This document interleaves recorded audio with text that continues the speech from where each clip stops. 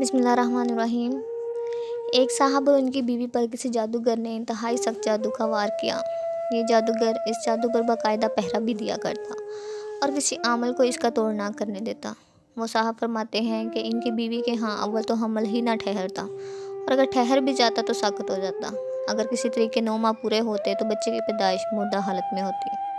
یہ صاحب انتہائی باکردار اور 5 وقت کے نمازی تھے اور بچوں کو مسجد میں قرآن بھی پڑھایا کرتے تھے۔ بہت علاج کروائے، بڑے سے بڑا عامل بلوایا اور علاج کروایا اور ایڑی چوٹی کا زور لگا دیا، مگر نتیجہ صفر نکلتا۔ ایک دن ایک انتہائی درویش باعمل عالم اور عامل کے پاس جانا ہوا۔ یہ صاحب اپنے استخارہ کے لیے مشہور تھے اور ان کا استخارہ 1 منٹ کا ہوا کرتا تھا۔ ایک منٹ میں سارا کچا چٹھا کھول کر رکھ دیتے۔ اللہ نے بہت عطا کیا تھا ان کو۔ اب یہ پریشانی لے کر ان کی خدمت میں حاضر ہوئے۔ مولوی صاحب نے بتایا کہ یہ کسی عام زوراور جادوگر کا وار نہیں، بلکہ یہ تو کسی خبیث العین کا وار ہے، اور یہ میرے بس سے باہر ہے۔ میں اس عمر میں اتنی سخت محنت نہیں کر سکتا، اس کا توڑ بھی کوئی خبیث العین ہی کر سکتا ہے۔ یہ چونکہ مجبور تھے اس لیے پوچھنے لگے کہ کچھ تو حل ہوگا۔ مولوی صاحب فرمانے لگے کہ سندھ کے فلاں علاقے فلاں جگہ پر ایک گاؤں کے باہر اسی خبیث العین نے ان دنوں ڈیرا لگایا ہے، تو فوراً اس کے پاس چلا جا۔ یہ صاحب فوراً سندھ روانہ ہو گئے اور جیسے ہی اس گاؤں کے باہر پہنچے تو دور سے ایک آگ کا دکھتا الاؤ لگا ہوا دکھائی دیا۔ انہوں نے بزرگوں کی بتائی ہوئی نشانی دیکھ کر اس کی طرف بڑھنا شروع کیا۔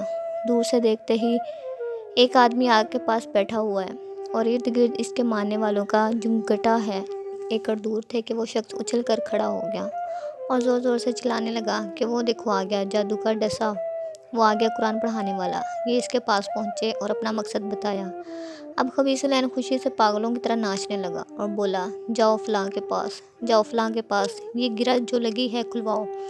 اپنے مولویوں سے غرض اس نے مولوی صاحبان کے ساتھ ساتھ ان صاحب کو بھی برا بھلا کہا اور بڑے بڑے خدائی کے دعوے بھی کیے اور جادو توڑنے سے انکار کر دیا۔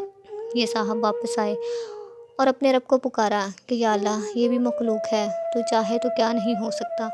یہ ظالم مجھ پر غالب آ گئے ہیں اور ظلم کرنے سے باز نہیں آ رہے، اور رو رو کے اللہ کے حضور التجائیں کی۔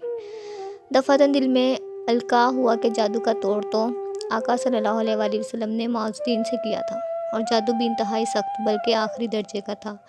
جب آقا صلی اللہ علیہ وآلہ وسلم نے معاذ الدین سے یہ جادو توڑا تو میں بھی معاذ الدین ہی پڑھتا ہوں۔ اب انہوں نے اللہ کا نام لیا اور اسی راہ سے باوضو ہو کر مسجد میں جا کر معاذ الدین اس جادو کی توڑ کی نیت سے پڑھنی شروع کی۔ یہ پوری رات پڑھتے رہے۔ وقتاً فوقتاً دن کو بھی ورد چلتا رہا۔ ہر وقت باوضو رہنے لگے۔ غالباً 6 دن رات کو اونگ آ گئی اور اچانک خون کی پوری بالٹی ان کے اوپر جیسے کسی نے گرا دی ہو۔ یہ بہت پریشان ہوئے، اٹھے۔ مسجد کے ساتھ ہی کنواں تھا، وہاں نہائے دھوئے اور کپڑے بھی پاک کیے، مسجد دھوئی۔ اب سوچا بیوی کی بھی خبر لوں۔ گھر پہنچے تو وہاں بھی یہی حال تھا اور بیوی انتہائی پریشان تھی۔ بیوی کو دلاسا دیا اور فرمانے لگے کہ بھلی ماں، سب کچھ ہلچل ہو گئی ہے، انشاءاللہ اب کام بن جائے گا۔ ایک نئے ولولے سے اس رات سے پھر دوبارہ مسجد میں عمل شروع کر دیا۔ 9ویں دن پھر وہی ہوا، اونگ آئی اور دونوں میاں بیوی پر خون کی بالٹی گرا دی گئی۔ انہوں نے ہمت نہ ہاری اور پڑھنا جاری رکھا۔ 13ویں دن صبح کے وقت وہی سندھ والا خبیث العین مسجد میں داخل ہوا اور آتے ہی پیروں میں گر کے معافی مانگنے لگا۔ ان صاحب نے اس سے بولا کہ تم مجھ سے کیوں معافی مانگ رہا ہے؟ کہنے لگا کہ اللہ کے واسطے مجھے معاف کر دیجئے، پھر بتاؤں گا۔ انہوں نے معاف کر دیا اور وجہ پوچھی۔ کہنے لگا کہ آپ میاں بیوی پر جادو میں نے کیا تھا۔ جب آپ مسجد میں عمل کرنے بیٹھے تو میں بھی آپ کے مقابلے پر بیٹھ گیا اور روزانہ میرا کیا ہوا جادو مجھ پر ہی الٹا چلنے لگا اور میرے موکل میرے دشمن ہو گئے۔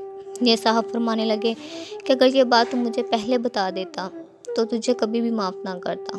بہرحال یہ جادوگر معافی مانگ کر اپنی جان بچا کر واپس سندھ لوٹ گیا، کیونکہ اگر وہ معافی نہ مانگتا تو جان سے ہاتھ دھو بیٹھتا۔ انہوں نے اللہ کا شکر ادا کیا مگر جادوگر کی صلح کا اعتبار بھی نہ کیا، اور 41 دن مسلسل عمل کرتے ہوئے اس کے بعد اللہ نے ان کو نرینہ صحت مند اولاد سے نوازا اور 2 سے زائد بیٹے عطا فرمائے اور بندش ہمیشہ کے لیے ٹوٹ گئی۔